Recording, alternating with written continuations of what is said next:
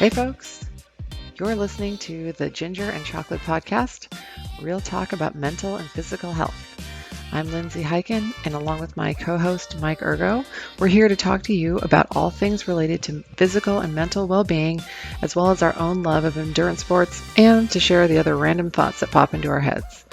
You can find us on Instagram at Ginger and Chocolate Podcast, join our Facebook page, Ginger and Chocolate, and look us up by name, Lindsay Hyken and Mike Ergo on Strava. If you have questions, comments, or topic ideas, feel free to direct message us through our social media accounts. And if you enjoy the show, please leave a rating and review on iTunes or wherever you get your podcasts. Now, let's get to the show.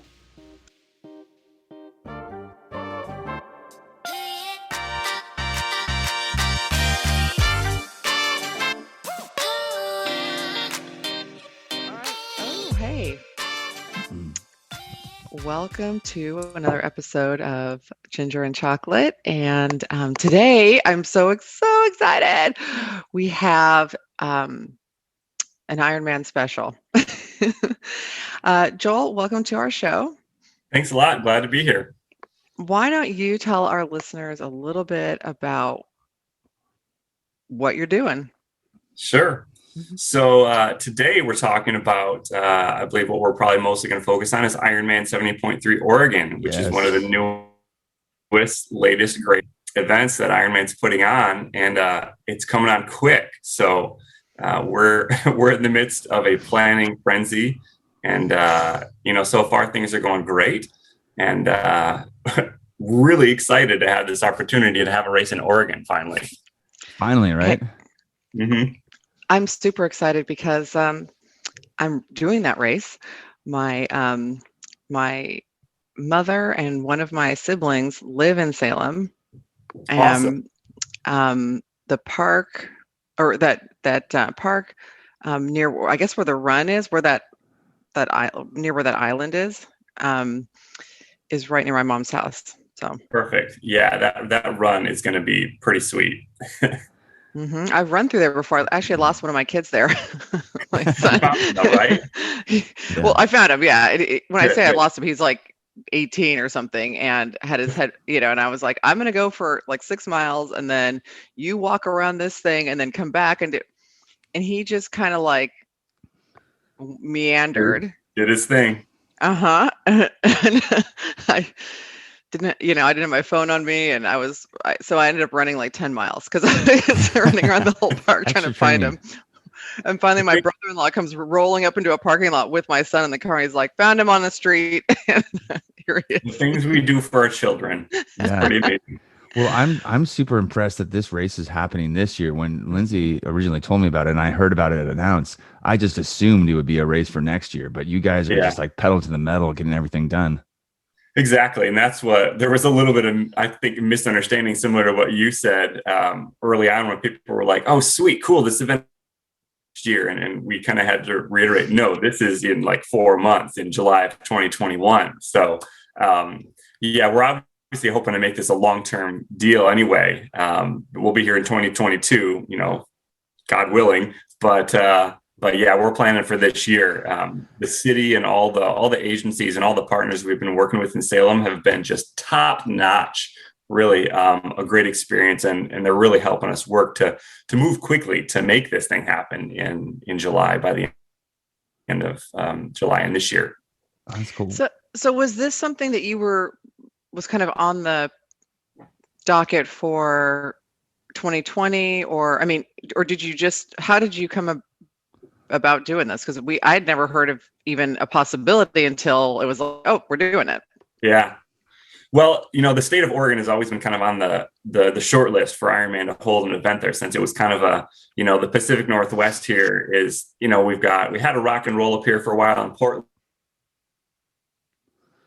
coming up, but there wasn't anything in Oregon. Mm-hmm. So kind of just like so many awesome things happened in 2020, as weird as that is, like it kind of seemed like it was the right time to take that step and say, all right, let's try to make this happen, because it wasn't like we threw a dart at the map and said, let's do it now. Obviously circumstances were weird, and, every, business and operation out there was kind of thinking differently. So we had our eyes on Oregon for a while, and it just felt like, after kind of talking to some of our partners that I mentioned a second ago, who were just really, really interested, we all said, let's give this a shot. Let's do this. That's awesome. And I don't know if have you been to Salem, Mike? No, I've been to Portland, but I haven't been to Salem. It's like, I feel like it's a slightly different climate in Salem versus Portland. Like, it's not nearly as wet. It gets pretty warm. I mean, it might be pretty warm actually on this course. I feel like that's a possibility. But I live up in Portland, and so we're 45 minutes away from the race event. So it's not that much difference, but like you mentioned, it's going to be a little bit different, I think, than if you're used to the kind of Portland, Vancouver, which I think is where a lot of our athletes are going to already come from. But we're looking at dry weather, hopefully. Knock on the proverbial wood. Yeah. All the climate data show that July is the driest month in Oregon in general. And it's like, I don't know, not much rain at all. But it's, it might be in the high 70s, low 80s if we get one of those really knockout days where it's really, really beautiful. It's not like we're going to be in seaside, California in like February, where it has the potential to be kind of cool. There always is that potential, but I think, all things show weather being great, which means now that I've said that, we're going to have a rainy, cool, cloudy, great day. Exactly. Everybody, I apologize to put it on my shoulders. Somebody please just go ahead and order a new order of weather to fix what I just did. Well, we can say we're the official podcast to jinx the race with rain. Yes, we're going to get canceled. Okay, so a couple of things. I'm on the Women for Tri, ambassador group, and Rebecca had mentioned that the composition of like male to female registrations, or at least this was a couple of weeks ago, was definitely skewed towards the male. Like, I think at the time she said about 37% female or something. Where do we sit as of now? And I knew you were probably going to ask me something along that line, and I didn't do my homework to find out where we are currently. But definitely, as of a couple of weeks ago, like you were just referring to, the numbers were really high in terms of the proportion of women athletes to male athletes. So I don't have an answer to give you today. I haven't checked into it, but it was really high, which is really cool to see. That we've got, some of our women athletes really coming out and going to be there in force, even if the numbers level out, just that interest that we've had to see. Awesome. Well, I'm excited. And then the other thing that she had mentioned was that, or maybe you'd mentioned it in the video, like kind of announcing it. I can't remember exactly, but that this is a good course potentially for people who are newbies, maybe to this distance. Can you explain a little bit for our listeners? Because we probably have listeners who haven't done this distance yet, and there's still time. There's like about 8 weeks. If you've been building a base up for through an entire pandemic, you could still get there. So why would this be a good first one? Well, hey, if you can build a base in 8 weeks and we can build a race in 8 weeks, you'll be ready to go. Let me just say that to start off. But outside of that, one of the cool things that I'm really excited about, having put on a bunch of races for the last decade, is how simple this race is going to be in its operations. Of course, every race is complex. There's a ton of moving parts, but some of the races that some of our athletes may have been exposed to can be really complex from a logistics standpoint, from the athlete side of things. For example, the Santa Rosa events that we've had in the past down in California, we had the swim, which was miles away from from the rest of the event. We both done that race. You had to ship your bike over. It's a beautiful race. Don't get me wrong. Really, really, really cool event. And Dave Reed, the race director down there, did a great job with that. But it just, logistically, there was a lot more things to think about, right? How do I get my bike there? What is my family going to, all these things. It ain't going to be like that in Salem. The early morning bus ride on the school bus when you're terrified. It's going to be all in one place in Salem, which is a really cool thing. It's going to be a single transition.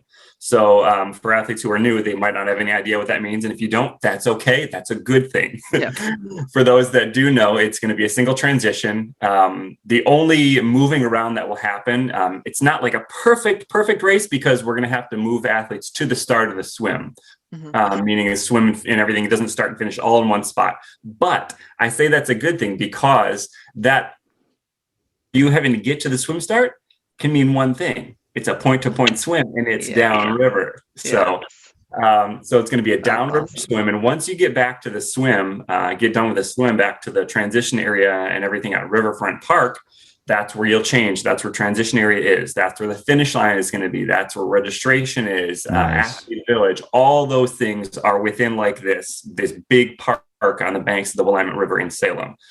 So it's all right there, which again, if you've got family coming with you, or if you've got people that want to watch, or it's just tell them, you just walk down with you in the morning, or they'll drop you off or whatever. And then you hang out there the rest of the day. So it's not like you're a ping pong ball trying to go all over the place and make things happen. That's nice. Awesome. Yeah, that makes it really easy. It's what a great experience, because you're right. The Santa Rosa, as much as I love it, being, basically my hometown here, it was a nightmare to try to understand like how people could get there for the swim, and then how they would get back, when the roads closed to see this transition, to the run. So in terms of local flavor, is there going to be anything that sets this apart from other races that like makes it truly an Oregon race? I think that one of the cool things I already kind of mentioned is that downriver swim. It's interesting to think about. When I think about Oregon, I think about a lot of different things. And one thing that maybe folks don't think about always is rivers. But we have a handful of really impactful big rivers here in the state.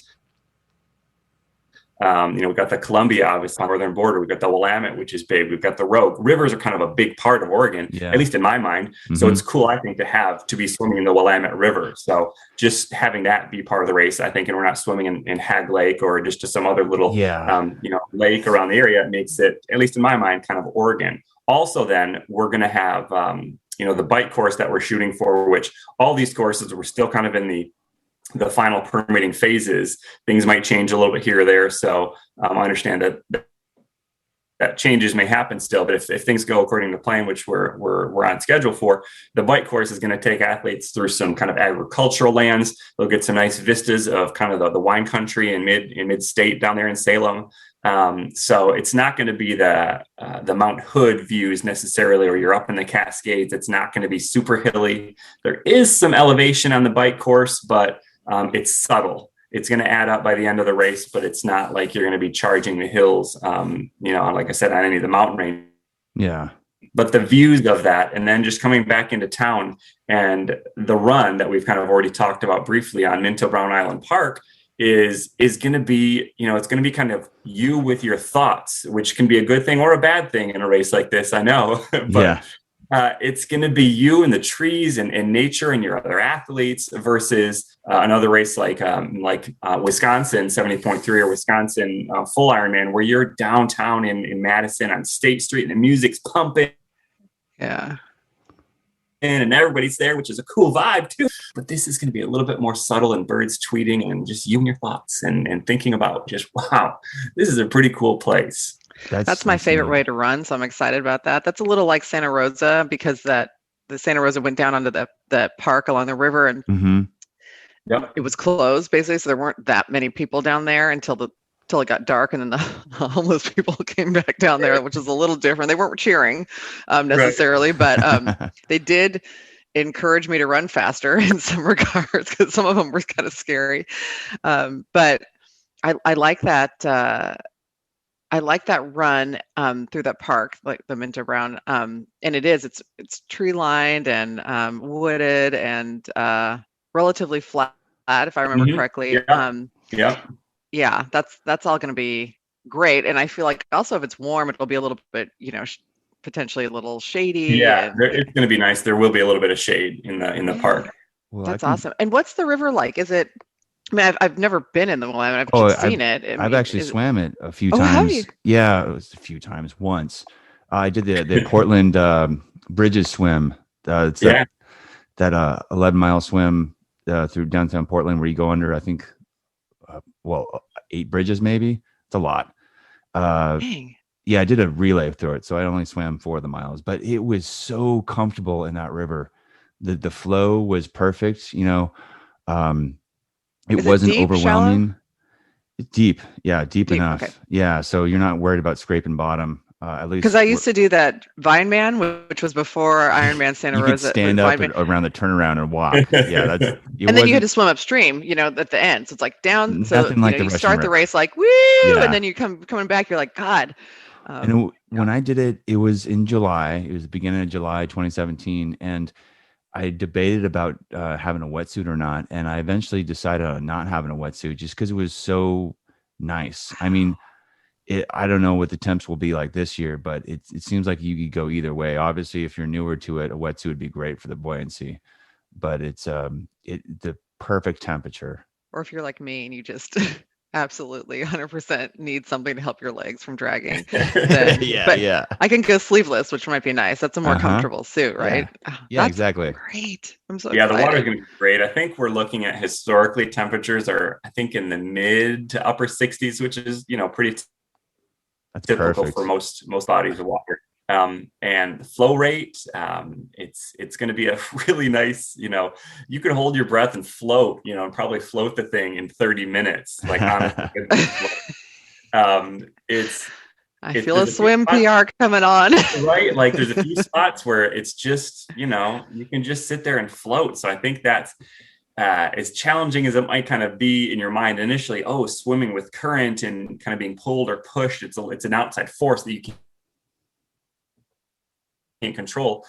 So for the newbies, it might be a little bit, nerve wracking, but it's really a nice, like you said, Mike, it's a nice flow rate. It's really, it's going to be a nice little push to kind of send you off and get the day started. And, the water quality is great. I was out on the river maybe 2-3 weeks ago, and I didn't have any kind of fancy equipment with me or anything like that, but just looking down at the water, it's like crystal clear.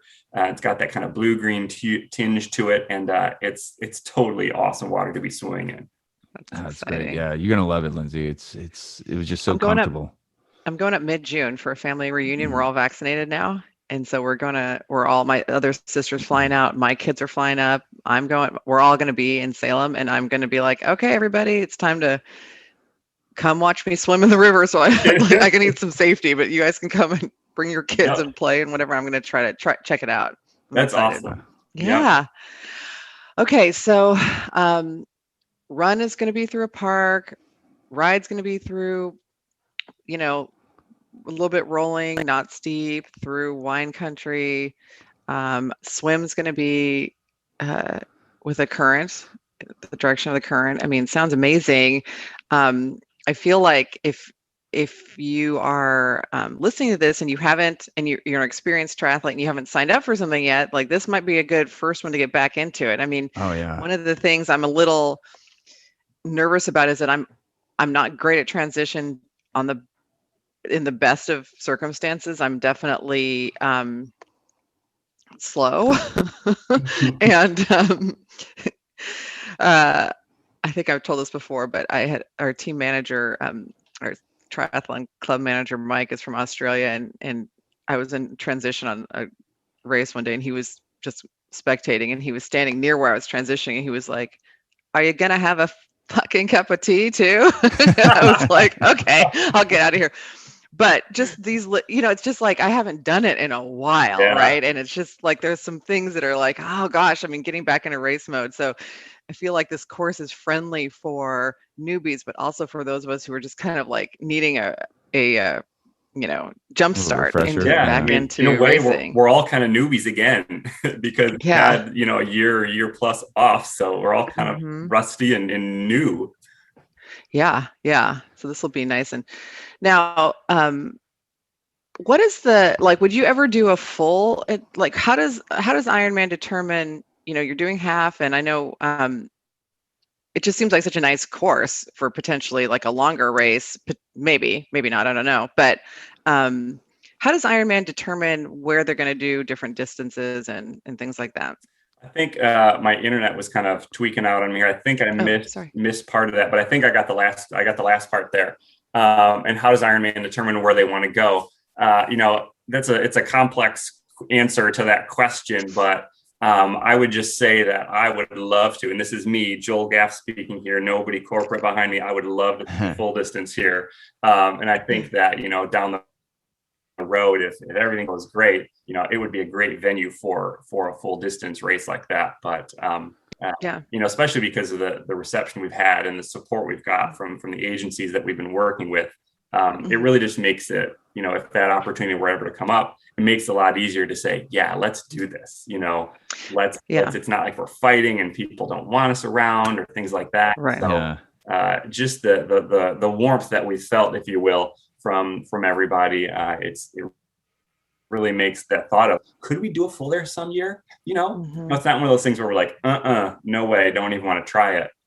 Right. But right. It could be, that could be a cool thing down the road. Yeah. Okay, cool. Yeah. I'm into the West Coast races because it's easy for me to get to, bring my bike and, and it's just like the weather. I mean, because I live out here, but I'm used to sort of this weather and so I love to see that. Likewise. So when I think Oregon and I think Portland, obviously the race is in Salem, but since you're so close to Portland and putting that like Oregon flavor on it, I always think of this one guy that I came across in Portland, the Unipiper. He's this guy who rides his unicycle with bagpipes, sometimes has flames shooting out of the bagpipes, and a Darth Vader helmet. Has anyone reached out to him to be at this race? I want this so badly. That's really funny you mentioned that. I think in one of the conversations that our team had, somebody, it probably was me,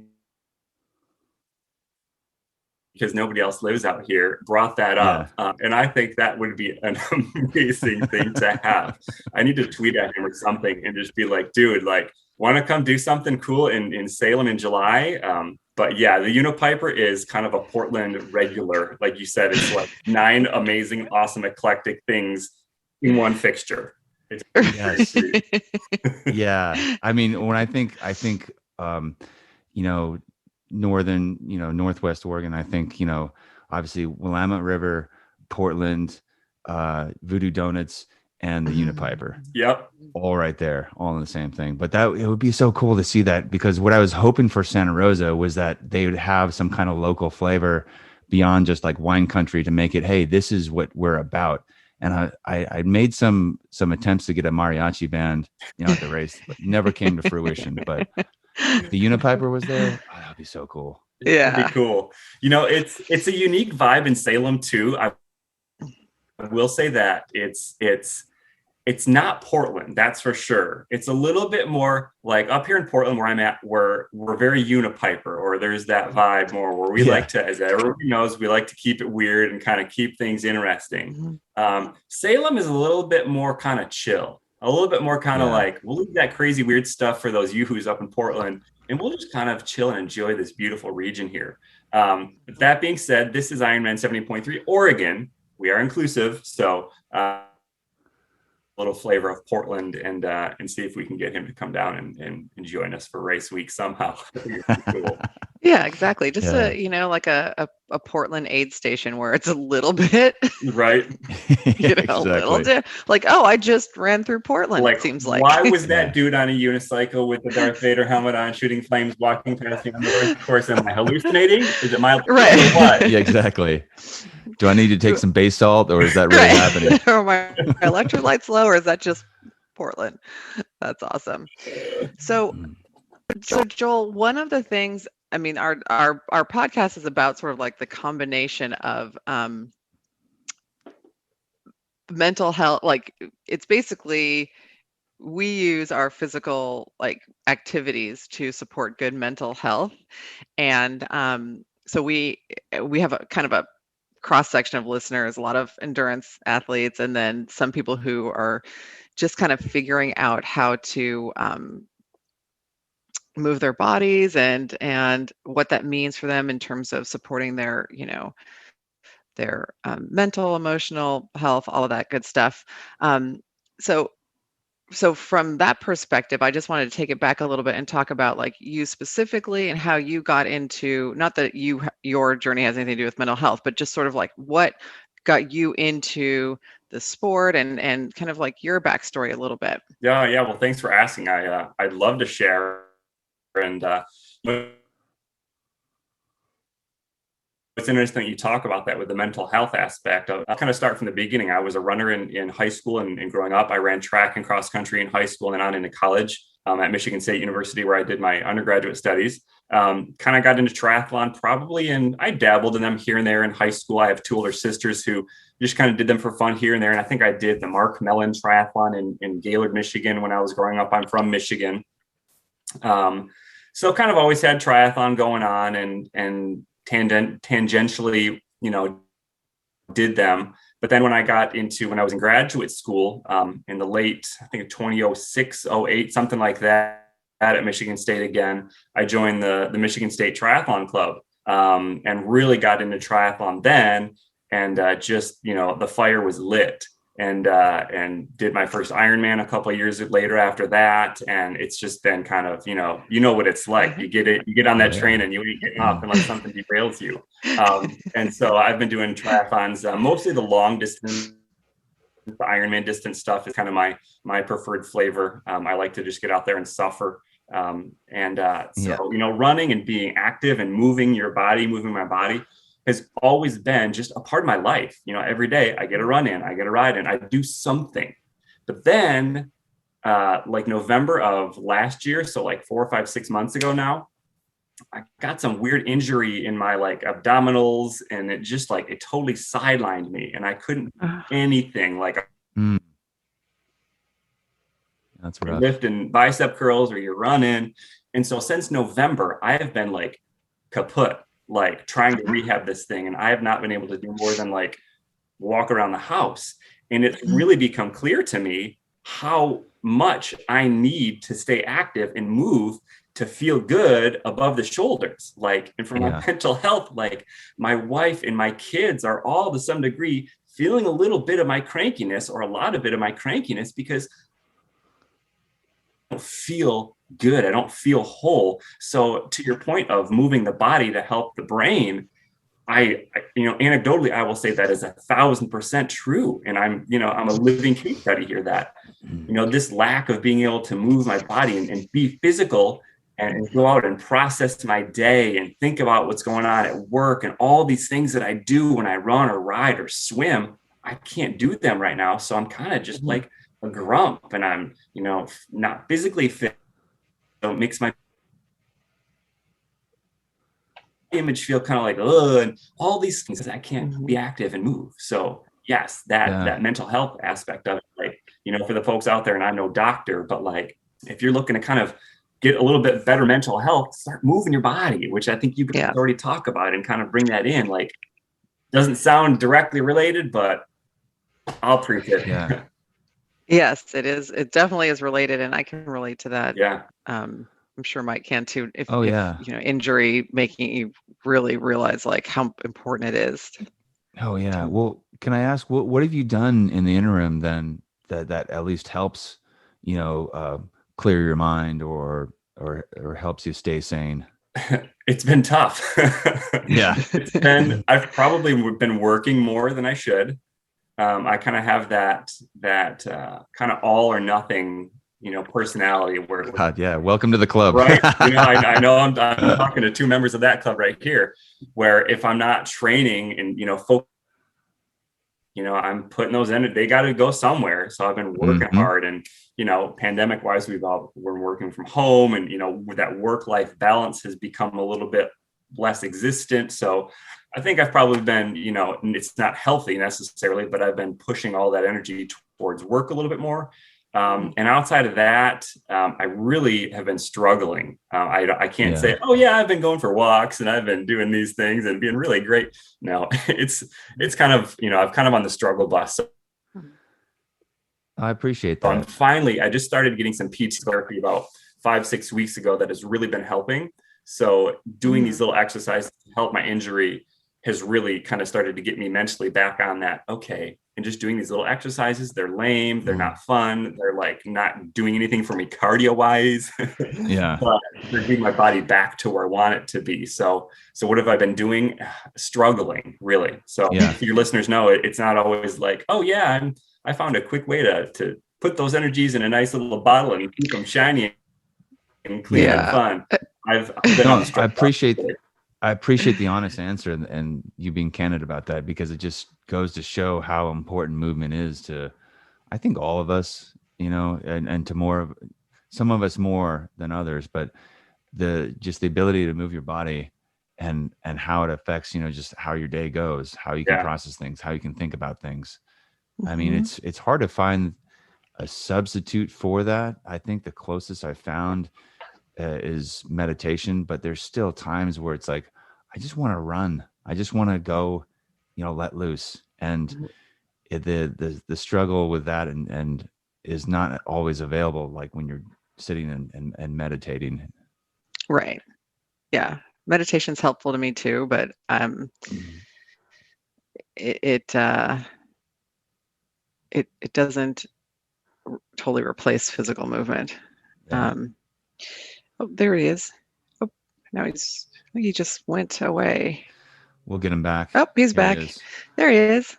Hey, Joel. You're muted, but you're back. Welcome to 2021. We're always muted. Sorry, I blew out there. I got cut off when Mike was saying kind of what you were just starting to say a minute ago about movement. Yeah. Yeah, we were just saying meditation is a good meditation option, but it doesn't totally take the place of that, of the movement. Doesn't quite scratch that itch. Yeah. Not quite. It lessens the itch for me. You know what I mean? So that I'm not like, I'm going to rip everybody's head off now today, all day. But it doesn't, totally. Hey guys, it's Mike here. I want to talk to you a little bit about UCAN Superstarch, my preferred sports nutrition for triathlon, running, and more. I've been using UCAN for about 1.5 years, and what I love about it is that it stabilizes my blood sugar, and I notice this by the fact that I don't have any spikes or crashes. Anyone who's ever raced or trained hard knows that with a lot of the sports nutrition stuff out there, you can get a nice burst of energy, but then it's kind of like a bright flame, burns bright, then goes out quickly, and then you crash, and then you're hungry again, and you got to repeat that cycle, and eventually you get gassy, bloated, and just feel yucky. I don't have any of those problems with UCAN because I can take it an hour to a half hour to even 15 minutes before an event and feel great. And the thing is, it keeps me going. I've used only a few bottles of UCAN to complete 3 70.3 mile triathlons last year, and I never felt hungry.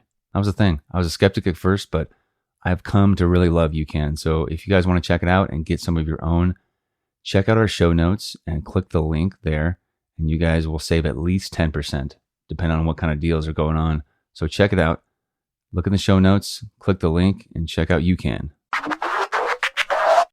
But the other thing it will do for me, I would just say this really quick about meditation, is when I'm injured or whatever, I can go down the doomsday path of like, I'm never going to be able to exercise again. I'm going to become this like obese person. I'm going to die of like heart failure because I'm, like all the way down. It's like, you've got it. You injured your psoas. Like it'll, like but so the meditation will help some of the doomsday thinking, which then lessens that itch, because part of the like, I've got to move is panic, and so if it takes that away, then it's like, okay, let me focus on what I can do, these exercises. I need to do the PT right now. Like it's not all or nothing. Like either I'm running a marathon or, F it, I'm just going to curl, go into a corner and die. Like that's, and as I've aged, this has become more of a practice because like I'm 50 now. So things are starting to like not cooperate the way that I, want them to. And like I've stopped looking at old Strava. Like I'm not going to run that pace. Like I've gone through some changes in my body. I'm never going to run 10 miles at the pace I ran when I was 40. Like it's not I mean, never say never, but it's not very likely. You know what I mean? Yeah. And it's okay. It's okay. It's like you gotta just kind of like, and I've realized like you've got to, injury does happen in endurance sports, and those of us who find a way to shift so that we're still moving have a better shot of like being happy as we age, right? Yeah. Just bringing it back to the 100%. mental. So my exit plan from triathlon eventually is to do is, and I love this, that this is kind of that now there's like aqua bikes on like a lot of the local races, because I feel like the run will probably go first. And so it's like, okay, swim, bike. And then when the bike also goes, I'm like, okay, swim. And then I always have yoga on the side. So, you know, when I'm 80, I'm just going to be swimming and doing yoga. That's my plan. But not ready to give up yet. Still want to do some racing, and I'm really excited for Oregon. And one other thing I wanted to say about, for me, for Ironman, and I know Mike has described something similar to this too, is that part of part of like my self realization, actualization process has been to do things that scare me a little bit. And my journey through to full, you know, first to half and then a full Ironman has been part of that process. Just the whole thing, you know, the whole race, all the people getting in the water, you know, a mass start, like all of those things that, you know, Ironman sort of, in my mind, started like that. My desire to get into triathlon was from watching Ironman, you know. Yep. And I'm just appreciative and grateful to the organization for continuing this and making it something that is like accessible to your average middle-aged lady, you know. Like that's amazing. And I just encourage the listener, you know, if you're thinking, oh, half Ironman's like it's like out of my reach right now, you know, it might not be. You got to. There's a magic word here: relay. So there, can you do relay on this? Yeah, for Oregon, I believe we are going to have relays. Yeah, don't quote me on that, but I think we are. Yeah, I don't see why we wouldn't. Okay. All right. You heard it there, folks. So all you have to do in the next 8 weeks is focus on one if you don't feel you can get 3 sports in. And, you know, I think you said it's so great, Lindsay, like the Ironman, you know, experience is a little bit, or a lot of it, scary. But, you know, everybody in the other side, where all of us are now, we've done them, we've experienced them, we'll look back behind us and say, it's not that bad. You got it. You can do it. So for the newbie, or the person who kind of is looking for that new thing to scare them, like you said, and kind of grow, like reach out to our hand, like we're coming, we'll bring you there. Like it's totally doable. It's scary, but it's not like you're going to try to go climb Mount Everest. That's scary. Right? Yeah, exactly. Right. You might actually die doing that. Right. As Ironman is going to keep, there are people around. You know what I mean? Yeah. Right. Yeah. It's just scary and just out of reach enough to make it, you know, a big challenge, but legit, you're going to be safe, and you're going to be, you know, you're going to be well supported along the way. And the other thing too to think about is, people think, oh my gosh, how am I going to be able to cover 70 miles or 140 miles? Well, you can't today, but today you're going to do a little bit, and tomorrow you're going to do a little bit more. And it's just little steps until you look back and you're like, oh, I just have a 20-mile run this weekend. Like, it's just, oh, thank God, it's just run day. Like, you know, exactly. And then your frame of reference is so different, and you've gradually, just like every good change in life, you've gradually grown to that point where it's like, not a big deal. Yeah. Yeah, absolutely. That's like the process of when you sign up for that next unknown distance that you haven't done yet. There's always a thought, can I possibly do this? Well, you're right. Not today, not tomorrow, maybe, but that's the point of a workup, you know. Exactly. You work up to it. Totally. And when you are on the other side, like when you've gone through that process and you have stepped up to that fear, and you know, the feeling is amazing on the other side, you know, of being like, I actually challenged myself to do this half Ironman or Ironman, and I actually did it. Like, I just saw the fear and was like, okay, well, I'm afraid, but I'm going to do it anyway. That's been something I've, used in other areas of my life that I learned in triathlon, Exactly. I was just going to say to both of you guys, I can just about guarantee that that mental strength and that mental kind of like, whoa, I can do that. Has that moved into other areas of your life, work, business, personal life? Oh yeah. Mm-hmm. Oh, completely. Because like I think, well, the Ironman full distance being a big, like, I don't know, maybe a standard of triathlon in some ways. Once you cross or even a 70.3, because that was the first big step for me. Mm-hmm. After I completed that, my first one, the Vineman, I remember thinking, what else can I do? I can do this that I didn't think was possible. What else can I do? And you look around. So it is completely like that. Mm-hmm. And so again, kind of that mental, kind of bringing it back to that mental health theme, like here it is, like these things that you're doing with your body and movement, look at how they can make you strong in other areas of your life, and giving you that positive, like I can do it attitude. Yeah, it's been for me, it's been an amazing journey. I know for Mike, I know for a lot of people out there. And we're super grateful to Ironman organization for coming up with new interesting races and for keeping it going. This pandemic's been weird for a lot of people, and I know a lot of athletes are starting. I know people just did St. George, and we're elated to be racing again. I can see a lot of happy tears, like as people rack their bikes and on the course. Yes, I had friends doing it, and they were like, "We don't even care about we don't really care about the time that it took." Yeah. Right? It's not like because they were just stoked to be out there. Yep, 100%, absolutely.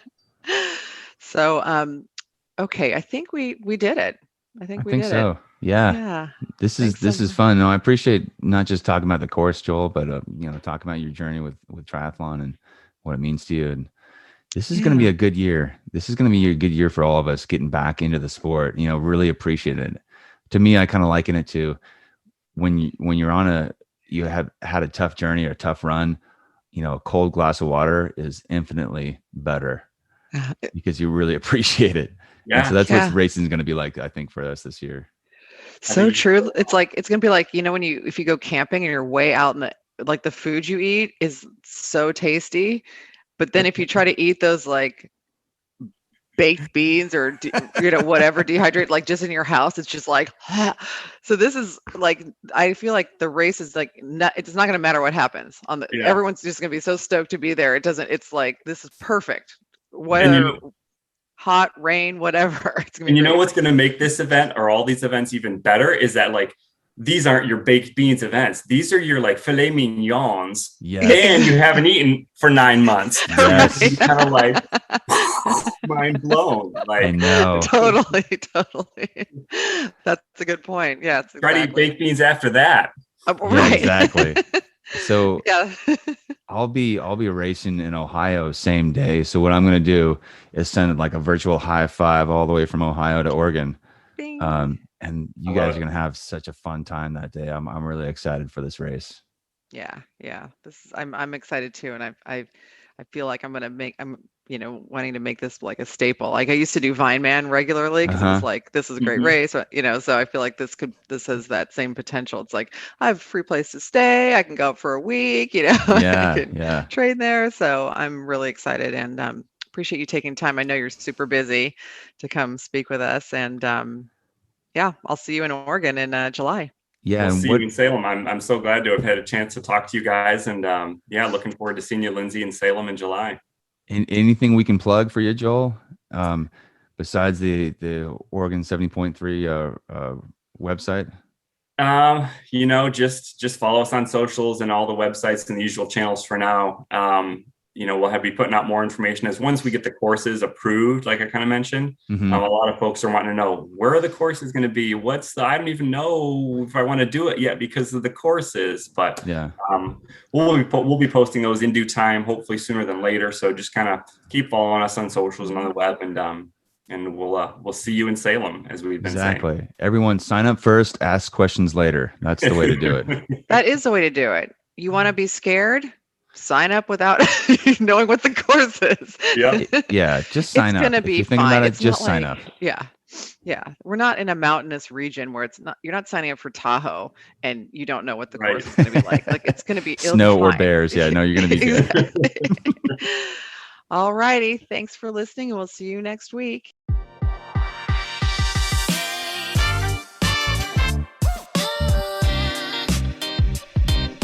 All right, everybody, that's another episode of Ginger and Chocolate. Thank you so much for listening. We really appreciate it. If you like the episode, please share with a friend. Make sure you subscribe on iTunes, Apple Podcasts, wherever you get your audio. Check us out, Facebook, Instagram, and email us with any ideas for the show or feedback at gingerandchocolatepodcast@gmail.com. All right, everyone. Thanks again. Until next week. See you later.